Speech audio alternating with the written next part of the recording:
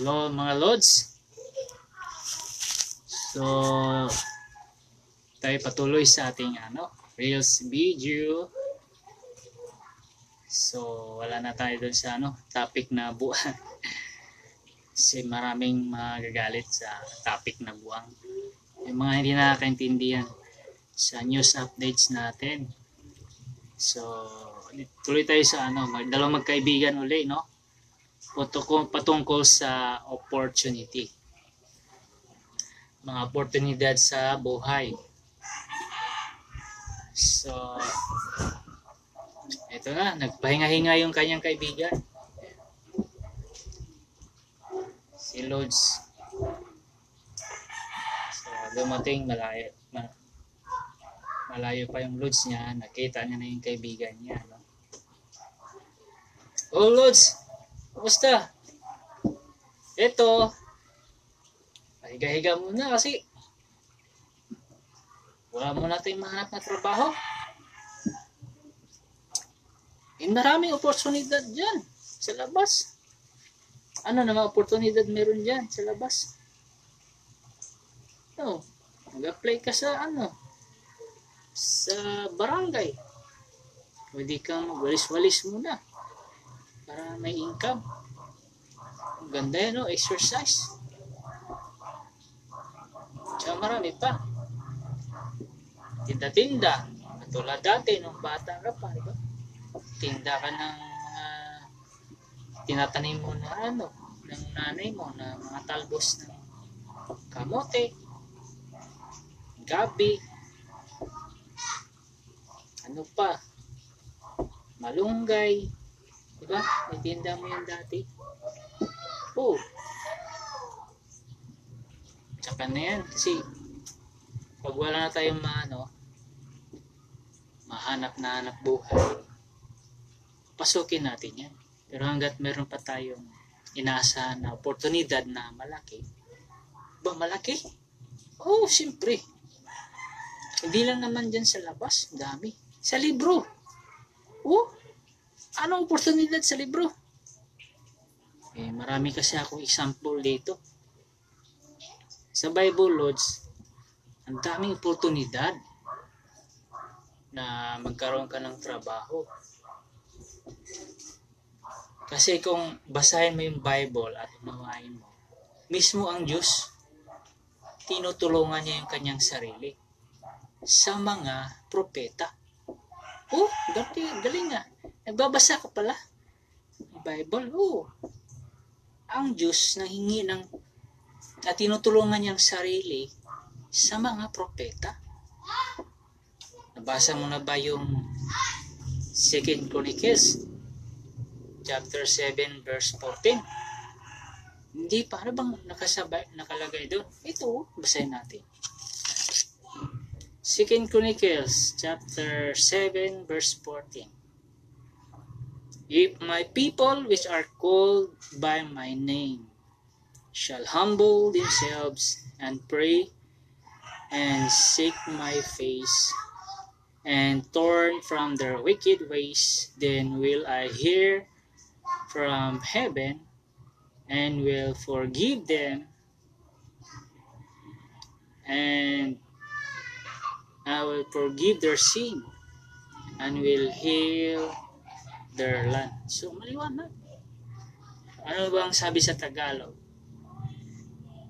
Kung ang aking bayan na tinatawag sa pamamagitan ng aking pangalan ay magpakumbaba at dumalangin at hanapin ang aking mukha at talikuran ang kanilang masamang mga lakad, akin ngang didinggin sa langit at ipatatawad ko ang kanilang kasalanan at pagagalingin ko ang kanilang lupain. So maliwanag yan, Lods. Kung di sinabi dyan ng mga propeta, sinula.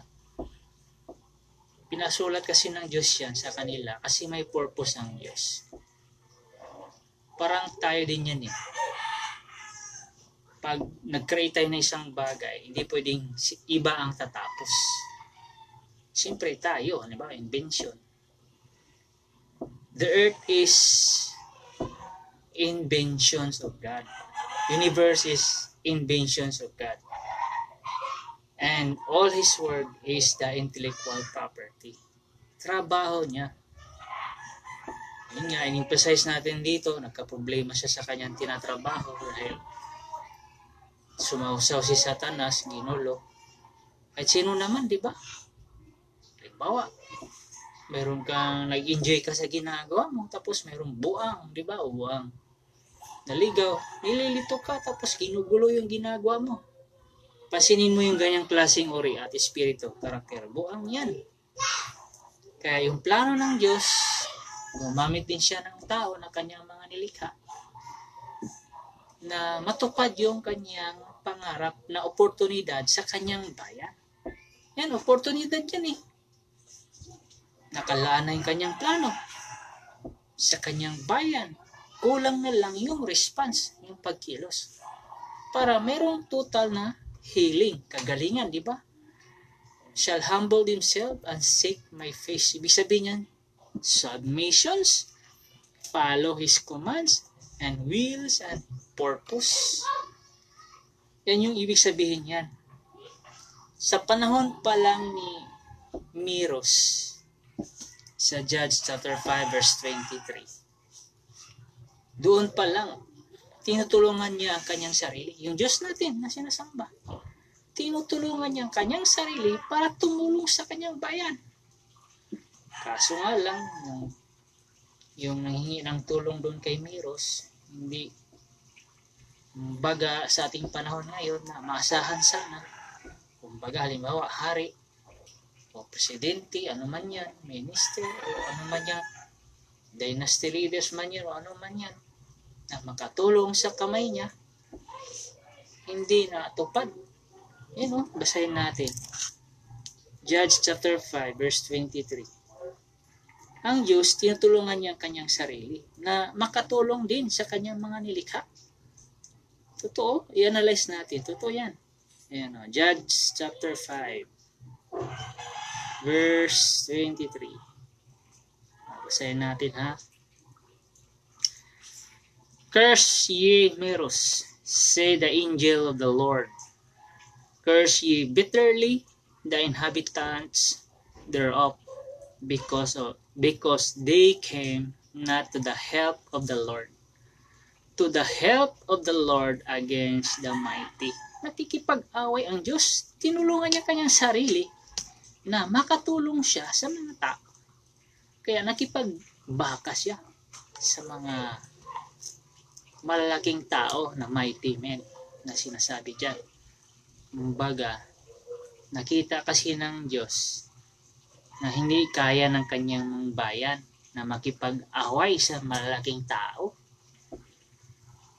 Kaya lumapit siya kay Miros. Hindi naman tumulong si Miros. Kaya anong ginawa ng kung propeta man yan, nagsulat dyan, kung anong dinikta sa kanya ng Diyos, yun, sinabi doon kay Miros, na i-curse ka bitterly.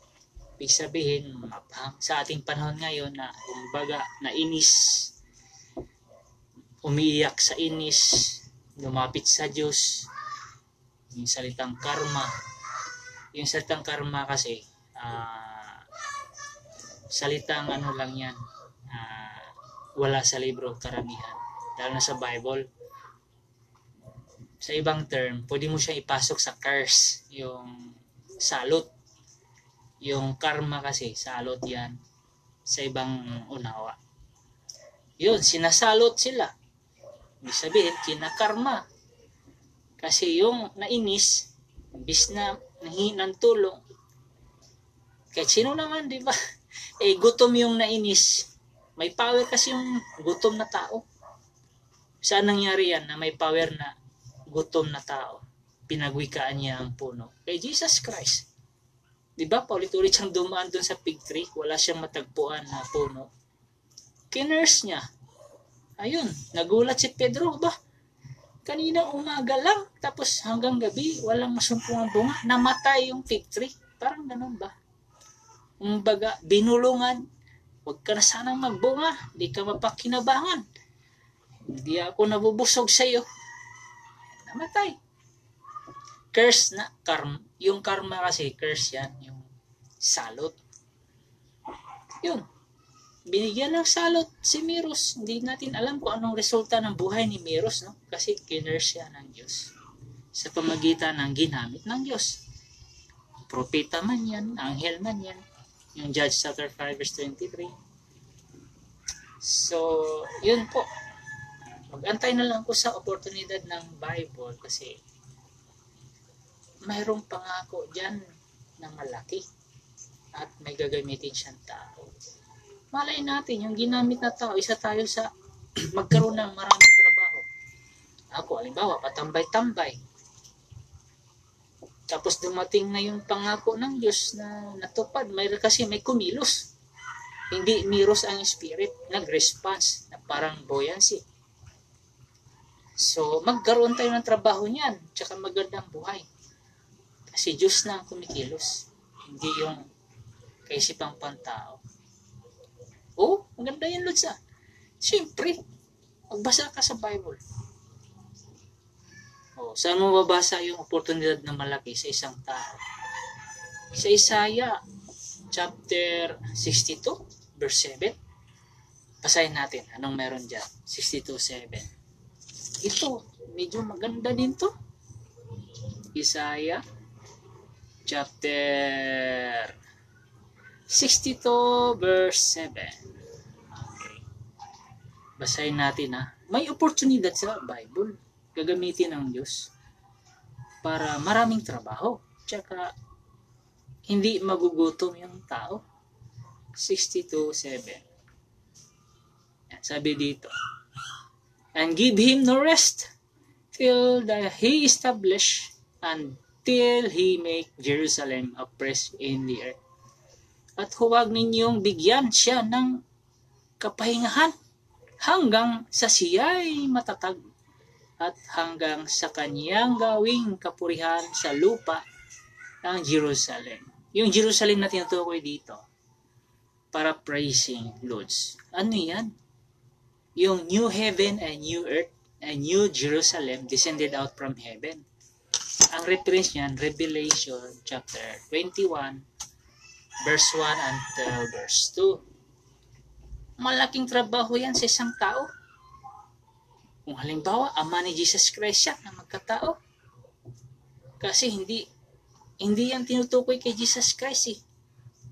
Tinutukoy yan sa isang anghel o sa isang star na magkatawang tao dito sa mundo na magpatuloy sa pinapangarap ng Diyos, yung desire ng ating Diyos. Ang dinidesire kasi ng ating Diyos dyan, kwento ng Bible, maitatag ang kanyang pangalan sa mundo. Yan na lang siguro yung pinaka-last part plan niya sa mundo na matupad yung kanyang inventions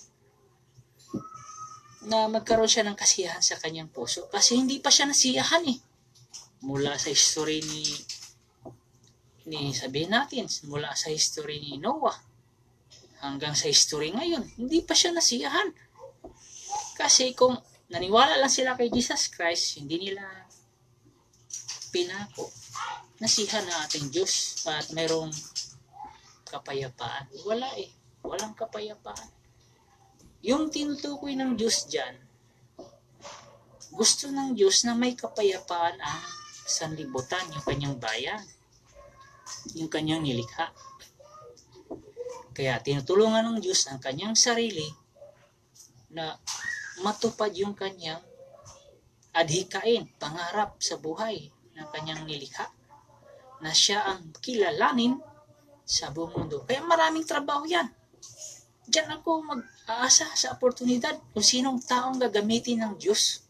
Yung verse na yan. Kasi marami talagang trabaho yan, tsaka hindi gutom yung mga tao yan. Kung ma-discern nila kung sino yan, yung he na yan, Tsaka yung reference din yan, 2 Thessalonians chapter 2 verse 7. Siguro pareho lang yan sila. Maraming trabaho yan. Diyan ako aasa sa malaking oportunidad. Kaya tsaka na lang muna yung in-advise mo sa akin, Lord, sa yung magtinda-tinda ng talbos, kamuting, kahoy, kung ano man yan, isda, malunggay, para lang mabuhay. Darating din yan. Halimbawa, wala talagang mag-response sa plano ng Diyos. Apektado kasi lahat. Papasukin ko yung sinabi mo, Lord, na magtinda-tinda. Kahit 5 piso lang, kita, okay lang. Basta makakain lang sa 3 beses sa araw. Maghirap. Pasukin ko yan. Pero pag sinunod nila yung plano ng Diyos, ay, mas higit pa sa maraming trabaho, Lods. Naku, mabuksan yung kaisipan ng tao na hindi pa nila nakikita na magagandang bagay. Plano kasi ng Diyos yan. Maraming plano ang Diyos dyan na hindi pa nakikita ng tao. Ma-amaze talaga yung tao niyan pag matupad yan, yung Isaiah chapter 62 verse 7, na huwag niyo siyang patulugin. Maraming trabaho yan. Makikita nila yung wonders na nasa isip ng Diyos na, wow, napakaganda pala yung isip ng Diyos, no? Hindi nila natuklasan noon. Kasi sumunod sila sa tao. Pag sinunod natin yung kaisipan ng Diyos, makikita yung magagandang bagay na hindi pa nila nakikita. Totoo? Totoo ka, Lods? Oo.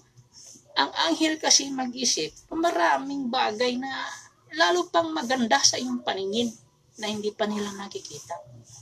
Totoo ka, Lods? Totoo yan. Hindi nagsisinungaling ang Diyos dyan. Kaya ganun na lang siya makiusap sa tao.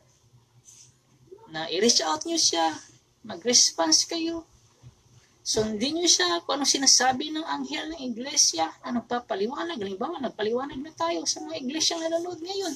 All around the world, or universe. Pag hindi sila nakinig, hindi nila makikita yung magandang iniisip ng Diyos sa kanyang bayan. The whole earth is kanyang bayan. Bayan niya lahat yan. Hindi specific yan. Buong mundo yan. Bayan niya lahat. Doon nila makikita yung magagandang bagay na hindi pa nila nakikita. Siyempre, marami na tayong nakikita maganda, di ba? Oh, kulang pa yan. Sa kaisipan ng mga anghel, marami trabaho at marami pang magagandang bagay na makikita. Antayin natin yan. Oportunidad yun eh. Pero pag walang mag-response dyan na nagpapaunawa, hindi sila nag-response, ay hindi mangyari yung mga bagay na magaganda. At wala, hirap pa rin, tsaka ang mga tao papunta sa lugmok, sa kagibaan ng puso at isip, laging malungkot, hindi masaya, walang kapayapaan. Totoo ka, Lods. Oh, pagbasa kasi sa Biblia, ang Diyos halos nagmamakaawa sa pamimilit doon sa mga tao na may potensyal. Yung kay Miros pa lang, sabihin natin si Miros, presidente, o hari, o reyna, halimbawa lang princess, o dynasty leaders. Kiners ng anghel o angel o propeta kasi hindi marunong tumulong. Halimbawa sa ating presidente ngayon, si BBM, hindi marunong tumulong, may dumating sa kanyang salita. Kiners niyan ng Diyos. Kasi sabi ng Diyos, halimbawa lang, o ito, tulungan mo to para marami siyang trabaho, hindi lang magkwinto-kwinto sa reels, o hindi lang pahiga-higa araw-araw. Halimbawa lang, tulungan natin para maraming trabaho yan, tao na yan. Kasi wala nang bumaba sa barko yan, wala nang trabaho. Halimbawa lang yun na, tigas ang ulo, kiners na ng Diyos. Yung presidente natin na si PBBM kasi hindi marunong tumulong. Halimbawa lang yun may dumating sa kanyang salita, tulungan mo yan si yan. Yung tao doon nagsasalita sa reels. Kasi may purpose pala ang Diyos doon sa, halimbawa, doon sa Leyte, may pinagawa, hindi ginawa. Hindi marunong tumulong.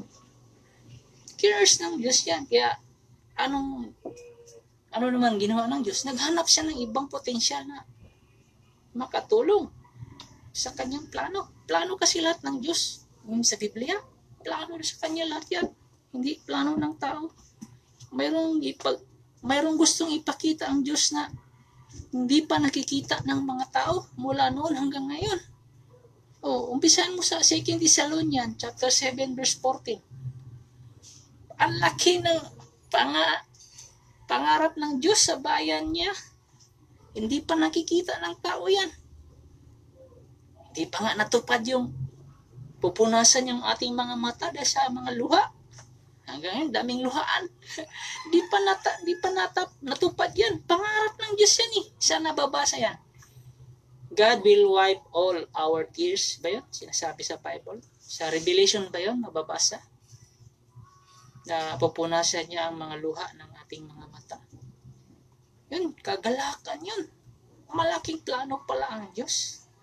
Namimilit siya sa tao na tulungan yung kamay na yan, yung kamay ko na yan sa mundo.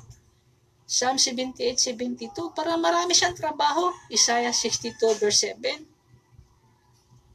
Gets ba mga Lods? Ayos yung Lods. Mukhang tama yung sinasabi mo. Dati tayo naghihirap tayo sa bundok. Parang hindi pa nangyari yan sa atin na. Kahit marami na tayong nakikitang magagandang bagay. Totoo yan, siyempre.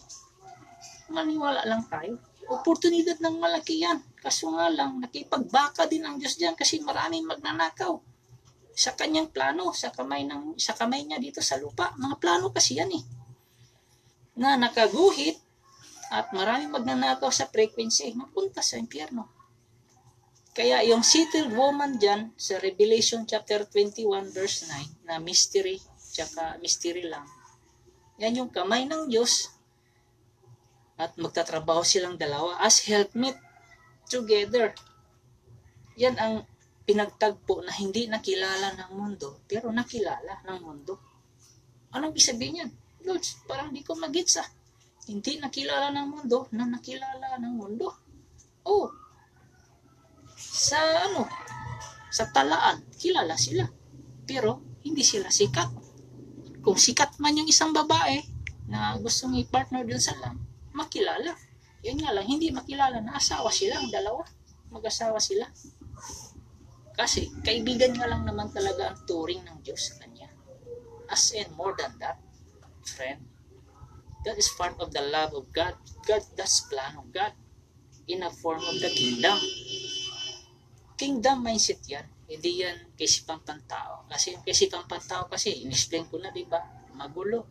Tsaka walang naglalasting na marriage life sa ating panahon ngayon. Kasi sa mga nakikita sa television na adapt, tapos nagkahiwalayan. Walang programa na hindi magkahiwalayan.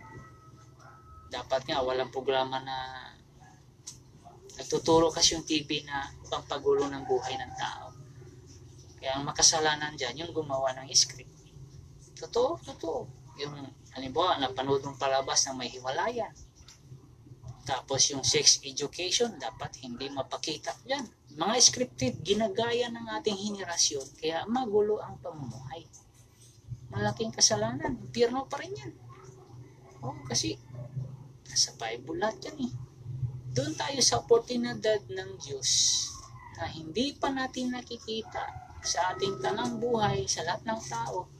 Anong klaseng isip ng Diyos na mayroon, gusto niyang parating sa tao na, sumunod kayo sa aking kamay sa lupa. Wala kasing nakakagusto kay Jesus Christ, kunti lang. Kahit marami sa Capernaum, wala pa rin actions, di ba? Naunahan sila doon sa 5, yung isa, dala-dala nilang paralitiko. Yun ang pinagpapala. Maganda yan, Lutz, yung sinasabi mong oportunidad sa Bible. Siyempre. Saan pa namimilit ang Diyos na sundin nyo talaga siya? Kasi yung plano ko nasa kanyang mga kamay. Saan? Revelation chapter 22 verse 14. Yan. Pag sinunod nyo siya, marami siyang trabaho, hindi siya patulog-tulog. Nangyari kasi ngayon, siguro yung tao na yan, yung greater than Solomon, pahiga-higa na lang siguro muna kasi walang trabaho eh. Sabi ng Diyos, hinto ka muna kasi parang walang nakikinig sa akin. Walang nakikinig sa kamay ko ah. Hinto ka muna sa pagsulat-sulat kasi magnanakaw na silang lahat. Hindi na sila marunong sumunod. di ka na nila pinapakinggan. Huminto ka muna, pahinga-hinga ka muna dyan. O gawin mo muna ito, ipangaral mo muna sa Reels para marami kang trabaho. Halimbawa lang yan ha. Ayan, pinaliwanag na naman ng Hill sa Reels. Para maraming trabaho. Isaiah 62 verse 7. Hala, sino kayo magre-response dyan, no? Kaya matupad yung sasabihin ni Jesus Christ, if you shall ask anything in my name, I will do it. If you love me, keep my commandments. So, yung pag-keep natin ng commandments, doon maraming trabaho yung kamay ng Diyos. Yun, nakikita natin yung mga hindi pa natin nakikita.